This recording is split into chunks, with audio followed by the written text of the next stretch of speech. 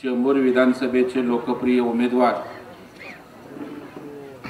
माझे गाववालेही माझे मित्रही सन्माननीय तुकाराम काते यांच्या प्रचाराच्या निमित्तानं घाटला या ठिकाणी होत असलेल्या या सभेस उपस्थित, अयोध्येहून आवर्जून या ठिकाणी कातेंना आशीर्वाद देण्यासाठी उपस्थित असलेले आदरणीय महाराज, या लोकसभा क्षेत्राचा खऱ्या अर्थाने ज्यांनी विकास केला, विकासाला गती दिली, ते माझे मित्र माजी खासदार राहुल शेवाळीजी, सन्माननीय अनिल ठाकूर, अविनाश राणे, या मंडळाचे अध्यक्ष राहुल वाळुंज, आणि ज्यांना आमदार करण्यासाठी मोठ्या संख्येने आपण उपस्थित आहात, ते आजचे उमेदवार, उद्याचे आमदार माननीय तुकाराम काते, व्यासपीठावरील सर्व चारही पक्षाचे सन्माननीय पदाधिकारी आणि मोठ्या संख्येने तुकाराम काते यांना महायुतीला आशीर्वाद देण्यासाठी या ठिकाणी उपस्थित असलेल्या बंधू भगिनींनो आणि मातांनो, आपली उपस्थिती या ठिकाणी एवढी आहे की आपण या ठिकाणाहून कातेंना मोठ्या प्रमाणावर मताधिक्य देण्याचा निर्णय केलेला आहात, म्हणून आपण एवढे उपस्थित आहात. आणि काते साहेबांनी सांगितलं, खारदेव महाराजांचा आशीर्वाद पाठीशी असल्यानंतर आपला विजय कोणी रोखू शकत नाही. बांधवांनो आणि भगिनींनो, ही निवडणूक आपल्या महाराष्ट्राच्या दृष्टीने, मुंबईच्या दृष्टीने अत्यंत महत्त्वाची आहे. लोकसभेच्या निवडणुकीमध्ये या देशाचे पंतप्रधान नरेंद्र मोदी झाले आणि खऱ्या अर्थाने तिसऱ्यांदा आपल्या देशाला एका उंचीवर नेण्याचं काम त्या ठिकाणी मोदी साहेब करतायत. आणि त्यामुळे केंद्रामध्ये आपलं सरकार आहे, आणि जर उद्या या महाराष्ट्रामध्ये आपलं सरकार आलं तर डबल इंजिन सरकार त्या ठिकाणी आपली सेवा, आपली कामं त्या ठिकाणी गतीनं करू शकतात. आणि म्हणून आपण बघाल, ज्या वेळेला केंद्रामध्ये काँग्रेसचं सरकार होतं, त्यावेळेला 10-15 वर्षाच्या कालावधीमध्ये काँग्रेसने या महाराष्ट्रासाठी आपल्या राज्याला केवळ 1,90,000 कोटीचा निधी त्या ठिकाणी दिला.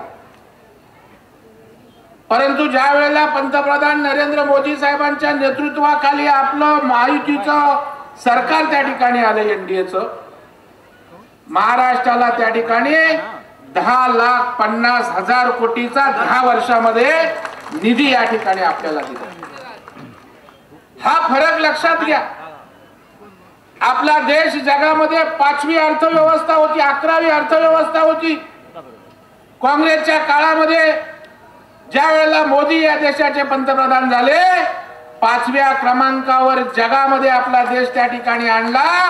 मोदी साहेबांनी केलं, आपल्या आशीर्वादाने त्या ठिकाणी केलं.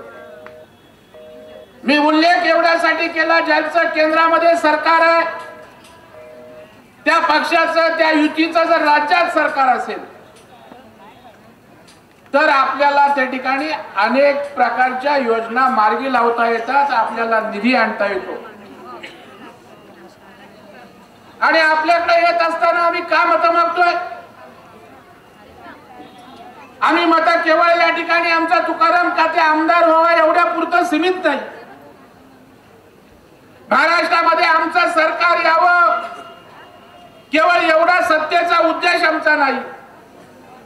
तर आपण बघाल, गेल्या 2-2.5 वर्षामध्ये या ठिकाणी उद्धवजी ठाकरे यांच्या नेतृत्वाखाली सरकार होतं. खरं म्हणजे गद्दार त्या ठिकाणी आम्हाला बोलतायत. मागच्या निवडणुकीला महाराष्ट्रातल्या जनतेनं, मुंबईकरांना शिवसेना आणि भारतीय जनता पार्टीला एकत्रित मतदान केलं आणि महायुतीचं तेव्हा सरकार आलं होतं युतीचं. परंतु उद्धव ठाकरेंनी खुर्चीच्या लाचारीसाठी आपला हिंदुत्वाचा विचार सोडला बाळासाहेबांचा आणि काँग्रेसच्या मांडीला मांडी लावून जाऊन त्या ठिकाणी बसले. आणि जर आपण त्या 2-2.5 वर्षाच्या कालावधीमध्ये पाहिलं तर संपूर्ण महाराष्ट्र त्या ठिकाणी ठप्प होता. कुठल्याही प्रकारचा विकास त्या ठिकाणी होत नव्हता.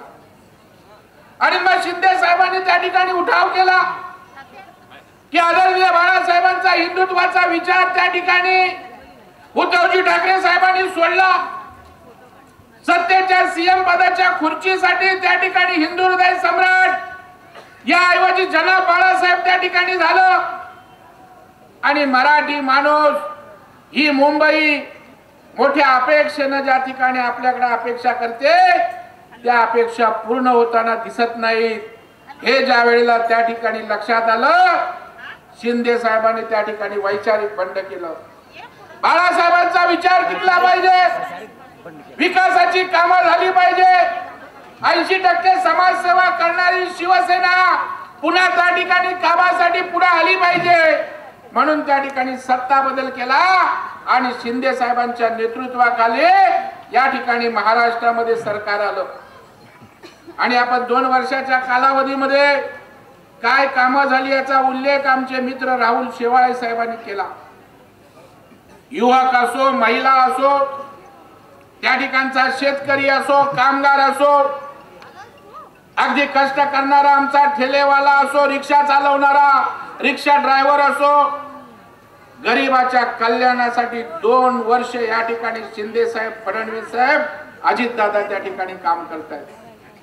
आणि त्यामुळं उद्धवजी ठाकरे साहेबांच्या काळामध्ये त्या ठिकाणी देवेंद्रजींच्या काळामध्ये जे प्रकल्प झाले होते त्याला स्थगिती देण्याचं काम केलं.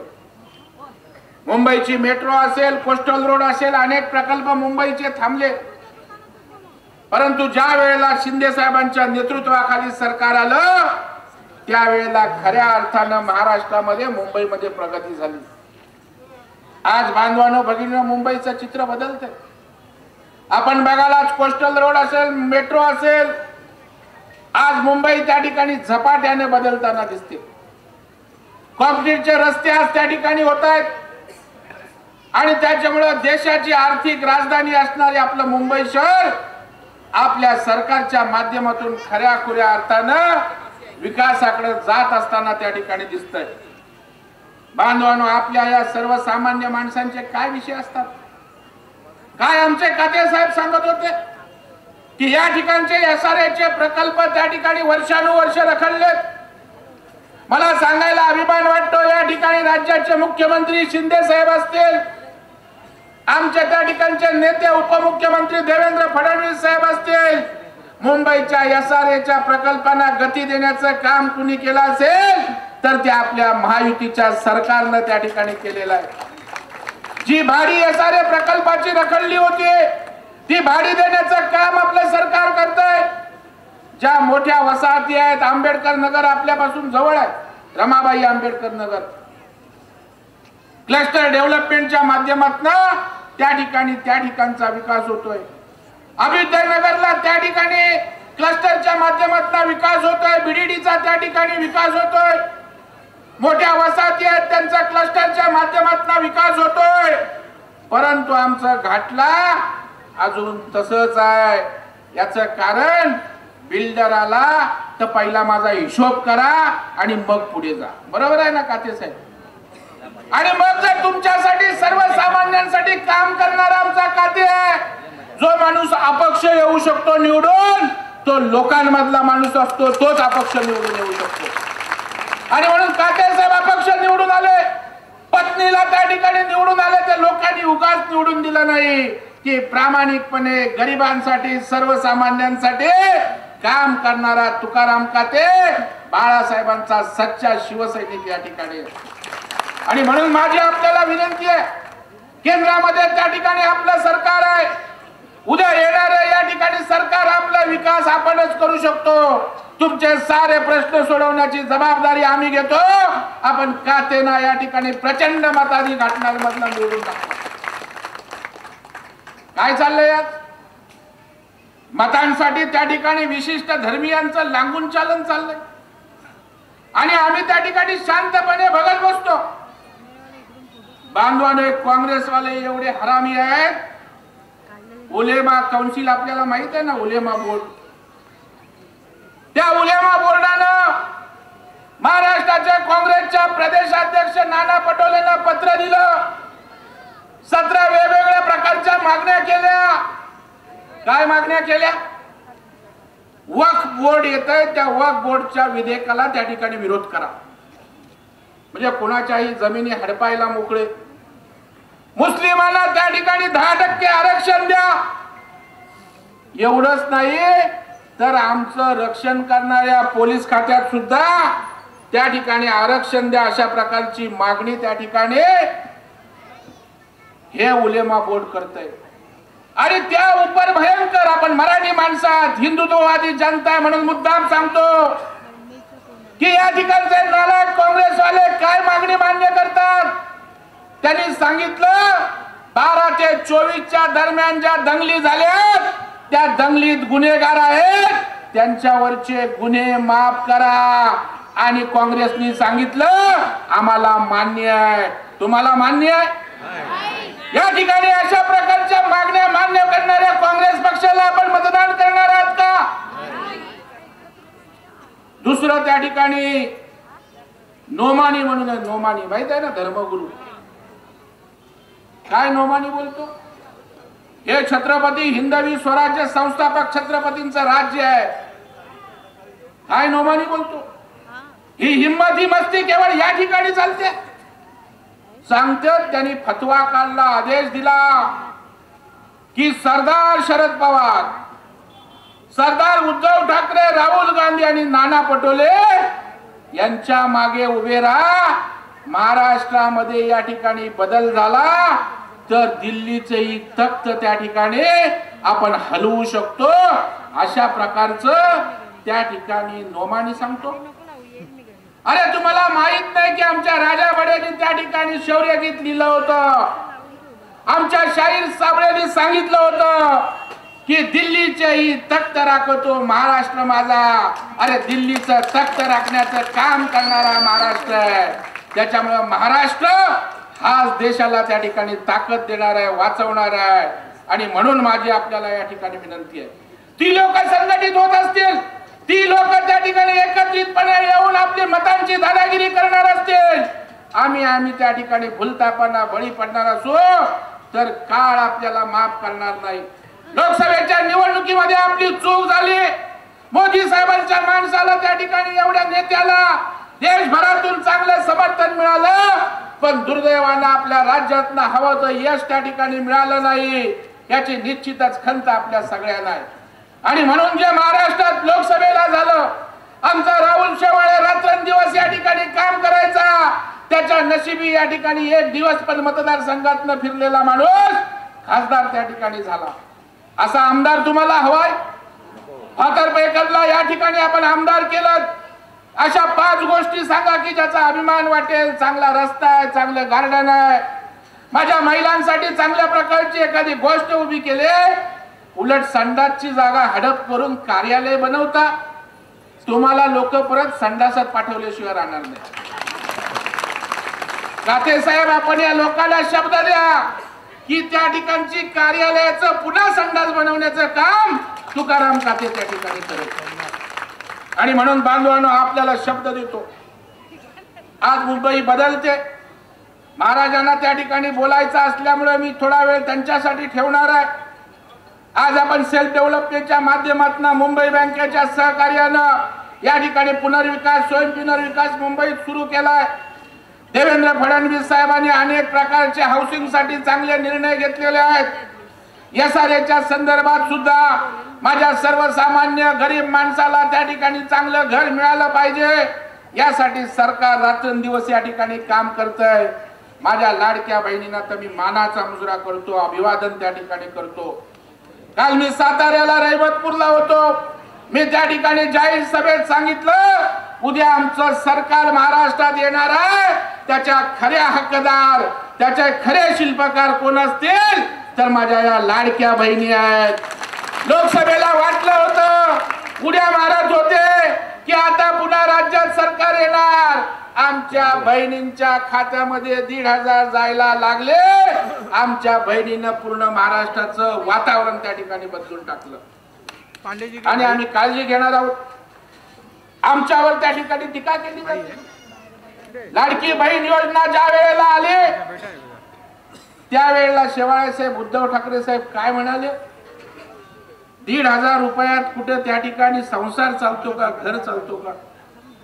उद्धवजी ठाकरे साहेब आपल्याला 1,500ची किंमत कळणार नाही, एकाचे 2 मातोश्री करणाऱ्याला 1,500ची किंमत कळणार नाही.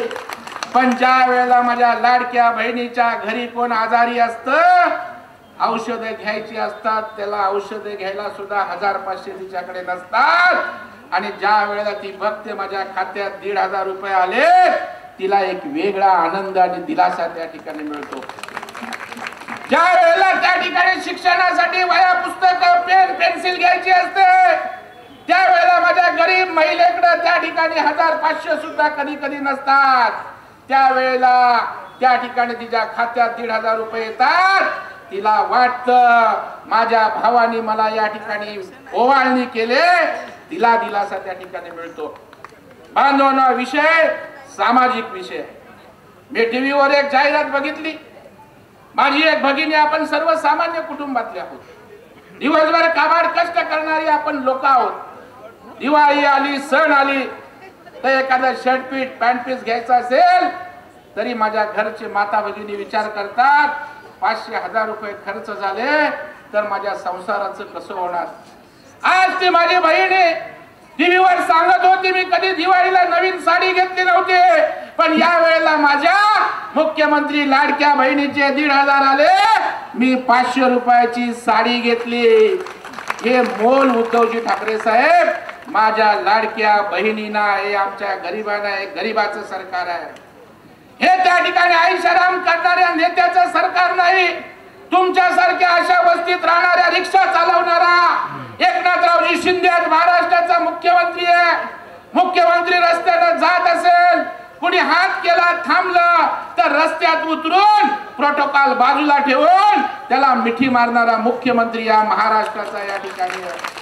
आणि मग जर आपल्यातला माणूस या राज्याचा मुख्यमंत्री आहे, ज्या वेळेला आपल्या जीवावर या ठिकाणी ते सांगतात की तुकाराम कातेंना मी तुमच्या सेवेसाठी उमेदवारी दिली, त्यावेळेला आपली जबाबदारी आहे की कातेंना कुठल्याही परिस्थितीमध्ये आमदार बनवण्याची जबाबदारी ही तुमची आहे. आणि म्हणून माझी आपल्या सगळ्यांना या ठिकाणी विनंती आहे, आपण कामाची चिंता करू नका. काम करणारी आम्ही लोक आहोत. 2 वर्षाच्या कालावधीमध्ये शिंदे साहेब असतील, फडणवीस साहेब असतील, अजित दादा असतील, हे तिन्ही नेते दिवस रात्र या ठिकाणी सर्वसामान्यांसाठी काम करतात. आणि जर उद्या आपल्या चेंबूरचा विकास हवा असेल, आज आहे का कुठलं चेंबूरला नियोजन? कुठे रस्ते नीट आहेत का? कुठे चांगलं गार्डन आहे का? कुठे माझ्या विश्रांतीसाठी मुलाबाळांना घेऊन जाऊन संध्याकाळी माझ्या माता भगिनी बसू शकतील का? काते साहेब, आपल्या 5 वर्षाच्या कालावधीमध्ये चेंबूर सुंदर स्वच्छ दिसेल यासाठी आपण त्या ठिकाणी इथल्या जनतेसाठी सेवा करा. इथल्या जनतेचा आशीर्वाद आपल्याला निश्चितपणे पुन्हा एकदा विधानसभेत पाठवेल अशा प्रकारचा निर्धार या ठिकाणी व्यक्त करतो.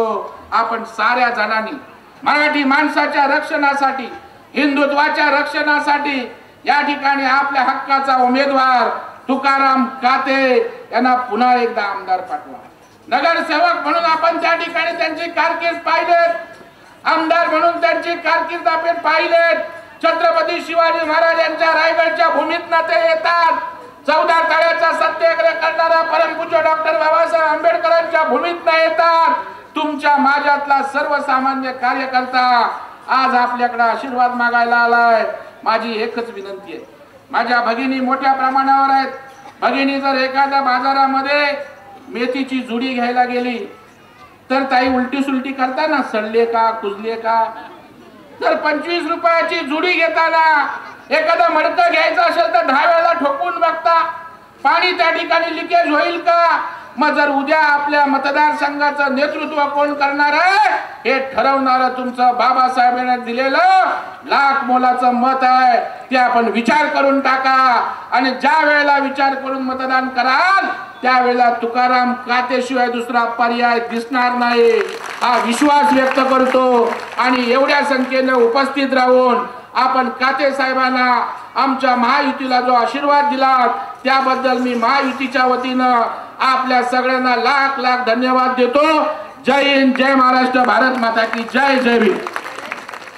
CEN न्यूज, देश प्रदेश की ताजा तरीन खबरों के लिए CEN न्यूज को सब्सक्राइब करें और रहें पल पल की खबर से हर पल बाखबर.